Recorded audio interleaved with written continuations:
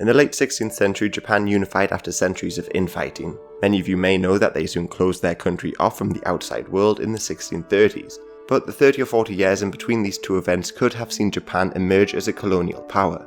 Most notably, they tried to invade Korea and then China, and Toyotomi Hideyoshi had ambitions to push onto India. Plus, through the Red Seal ships, Japanese mercenaries and merchants spread out across Asia. They fought alongside the English in Indonesia, fought Spanish conquistadors in the Philippines, attempted to colonize Taiwan, and some drunkenly rioted in Portuguese Macau. Japanese would also settle in Vietnam, Cambodia and Thailand, held high ranks in court, and served in their armies as feared mercenaries. In fact, most of the Europeans feared them a great deal. As one Dutchman commented, "The Japanese are suffered to land in any port in Asia with weapons, being accounted a people so desperate and daring, they are feared in all places where they come. They are rough and fearless people, lambs in their own country, but well nigh devils out of it."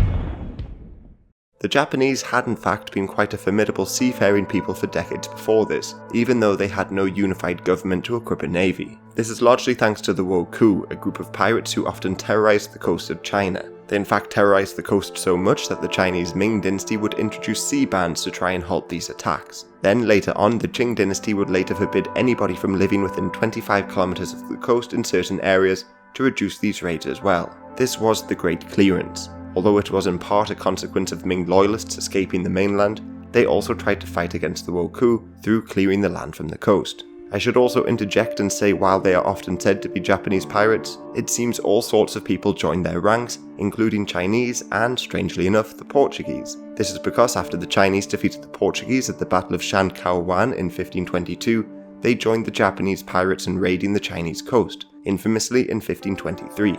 And the Portuguese were only given Macau because they agreed to help the Chinese in stopping these pirates. Plus, one of the most famous Wokou leaders was Wang Ji, a Chinese man who turned to piracy after the Ming began to restrict trade. His power allegedly stretched from Japan to Southeast Asia, and he is credited with introducing European weapons to many Asian nations. He also allegedly led the Portuguese to Japan for the first time, and this saw the first battle between Europeans and Japanese at the Battle of Fukuda Bay in 1565. Then by the 1580s, the Wokou were growing in power and began to raid further afield. For instance, a group of Wokou sailed to the Philippines and forced the locals into submission, greatly worrying the Spanish who ruled there. The Spanish Governor General said, "The Japanese are the most belligerent people here. They bring artillery and many arquebuses and pikemen. They wear body armor, all provided from the works of the Portuguese." So the Spanish sailed out to meet them in 1582, and this battle, the Battle of Cagayan, has achieved some level of notoriety recently because the Spanish could have fielded conquistadors and the Wokou could well have had ronin, masterless samurai. So conquistadors fought samurai and the conquistadors won, but whether or not conquistadors and samurai fought in this battle has been disputed. Meanwhile, in Japan, as the country was divided up between a number of warring daimyos, the Spanish and Portuguese found a ready market for their weapons. Later, the English and Dutch joined in on the action, so for a while there was a strange group of foreigners fighting to gain influence in Japan. This was the Nanban trade, and during this period there was a great deal of cultural exchange. For instance, tempura comes from a Portuguese dish, and more importantly, Christianity became a powerful influence within the country, and it has been estimated it had the largest number of Christians outside of Europe, with even some daimyos becoming Christian. Some of these foreigners, like William Adams and Jan Houston, would in fact become samurai in Japan. Then they would later become incredibly important for the Red Seal ships, so keep their names in mind for later on. But there was also an African samurai named Yasuke who was brought to Japan as a slave by the Portuguese, and it is around this period that Japan was eventually unified by Toyotomi Hideyoshi, and he had some grand plans for expansion. For instance, he planned on sending an army to Korea, but wrote to the Koreans, "My object is to enter China, to spread the customs of our country to the 100 provinces of that nation, and establish there the government of our imperial city, even unto all ages. On the day I enter China I shall be leading my soldiers, and my wish is nothing more than my name be known throughout the 3 countries. These 3 countries that he refers to are Japan, China, and India, not Korea. So you could assume after he invaded China, he would probably have ambitions to move on to India. Before invading China, he even approached the Spanish for aid in his conquest, but diplomatic relations broke down as the Europeans were not willing to antagonize the Chinese. Toyotomi nevertheless attacked the Koreans in 1592, starting the Imjin War, but he was unsuccessful thanks largely to the efforts of Admiral Yi Sun-sin. However, had the Koreans allowed the Japanese to pass through, it could well have been a completely different story.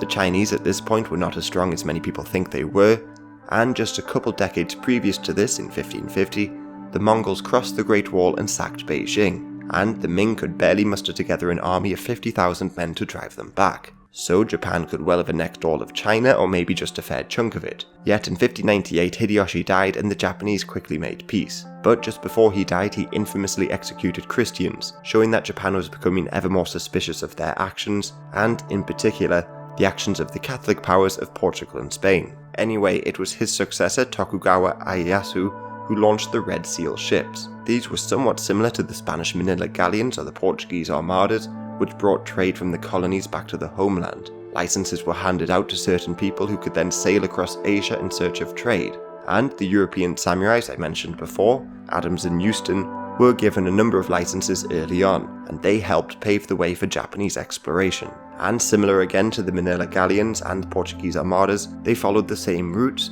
and along the way they established quarters, known as Nihon Machi. Generally speaking, they sailed from Nagasaki and headed to the Philippines, Taiwan, Borneo, or Vietnam. Some even went further afield to Thailand or around the Spice Islands. And just like with the Europeans, trade paved the way for political influence and the likes. If you take Thailand for instance, hundreds of Japanese served in their army as mercenaries. They also began to challenge the European monopoly over trade, worrying the Dutch in particular. Yamada Nagamasa in fact rose up to the rank of nobility within Thailand and led his samurai into battle. Otherwise, Portuguese Macau was also another popular stopping off point. In 1608, on a return journey from Cambodia, a Red Seal ship landed in Macau and wintered there, but the Japanese crew would often get remarkably drunk and rampage through the streets. The locals appealed to the Portuguese to act, yet unwilling to expel them, the Portuguese just asked them to disguise themselves as Chinese people. But eventually, during one riot, a Portuguese magistrate was killed, and this led to the Portuguese finally responding. They chased the Japanese into a couple of houses, and even though they were offered leniency, many Japanese refused to surrender, so one house was torched. Those in the second house were allowed to flee after agreeing to sign a document absolving the Portuguese from guilt in these actions, showing that the Portuguese feared retaliation from the Japanese. Then the Portuguese sailed to Japan in 1610 with a huge ship known as the Madre de Deux.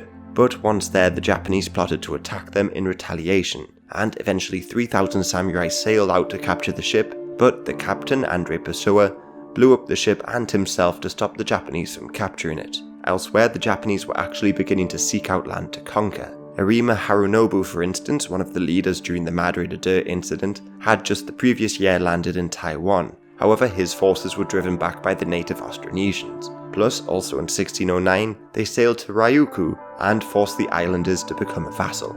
As for the Spice Islands, they were employed once again as mercenaries like in Thailand, but here by the Europeans, fighting alongside both the Dutch and the English. For instance, during the Amboyna Massacre in 1623, the Dutch massacred the English in the Spice Islands, starting the First Anglo-Dutch War. Well, alongside the English, many Japanese were killed, and the massacre started because the Dutch believed that the Japanese were trying to spy on them on behalf of the English. One reason they made such good mercenaries, besides their fighting skill, was described by one Dutchman named Hendrik Brouwer. He wrote, "We consider the Japanese to be bold men. Their monthly salary is also low, and besides they can be maintained with a small cost of rice and salted fish. There will always be enough people here to recruit, as His Majesty has given us his consent to take out as many as we wish." So they were brave fighters, very cheap, and there was a constant supply of them.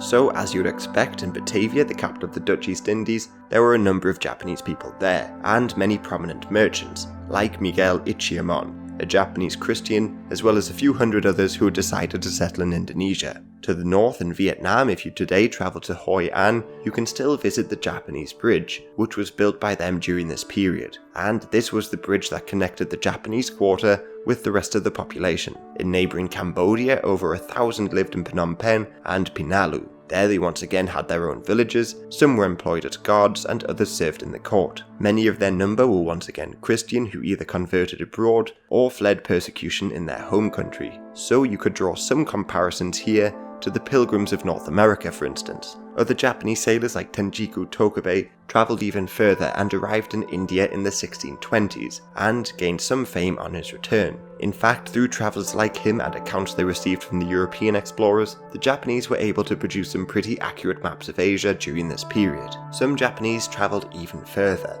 like Hasukura Tsunanagi. He travelled to the New World and even onto Europe, where he visited Rome. Yet what's interesting here is he travelled on the Date Mura, a ship that the Japanese built in the Western style. Although smaller vessels had been built for the Red Seal ships, this was a huge vessel, which crossed oceans and took the Japanese only 40 days to build. So if they built such a large vessel in 40 days, it's not hard to imagine that they could well have become a major sea power in the 17th century, like they did in the 20th century. But all of this was about to unravel. The Japanese, after a Christian uprising, closed off their country in the 1630s, meaning all of the Japanese outside of Japan were stuck outside, and their community slowly diminished. It is estimated that 70,000 left on board Japanese Red Seal ships and other Japanese vessels, with another 30 or so on board foreign ships, so this wasn't really a small number either. In places like Thailand, the king would eventually turn against them, and after the Dutch arrived, they would be removed from their positions of power.